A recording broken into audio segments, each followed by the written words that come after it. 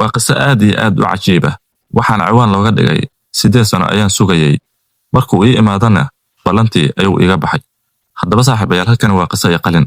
Muuqaalka la garaya channelkana subscribe noo soo dhaw si aan meel fiican u gaarno. Aan gudagal sheekadeena. Dugsiga sare markaan dhiganayay, waxaan isbaranay wiil kaasoo aan xiriir wadaag ahayn. Aadna aan isku jeclayn. Iskuulkii ayaan dhamaynay. Kadib wuxuu jaamacad u aaday dalka Malaysia.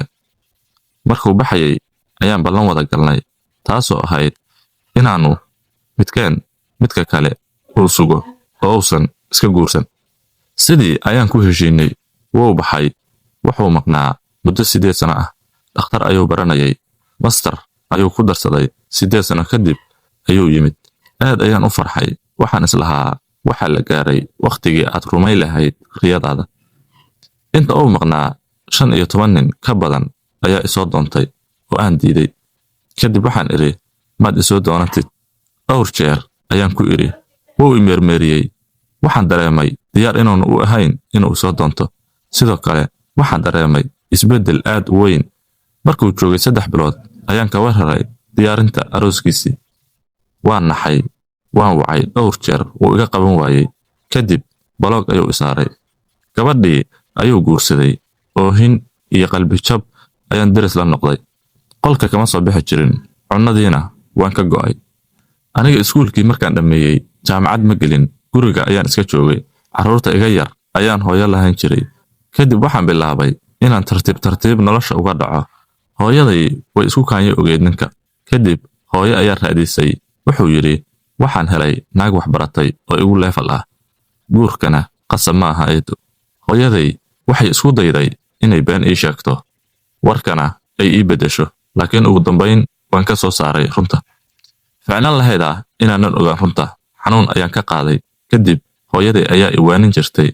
Habaryartay oo gobol kala jirtay ayay hooyo ii dirtay si aan u soo hawo bedesho. Habaryar gabar ay dhashay ayaa waxay ahayd gabar aad iyo aad diinta ugu fiican. Iyadan ku nafisi jiray waana dheer. Kadib waxay i siisay tusbax ama tasbiix. Waxay ii sharaxday faa'iidada tasbiixda ama dikriga. Waxaan bilaabay salliga Ibraahimiyada iyo istighfaarta iyo xawlqalada. Wala hawla wala quwwata illa billah. Qalbiga ayaa ii degay. Waan ilaaway wiilkii iyo magaaladiiba. Habaryar ayaan iskala qabsaday.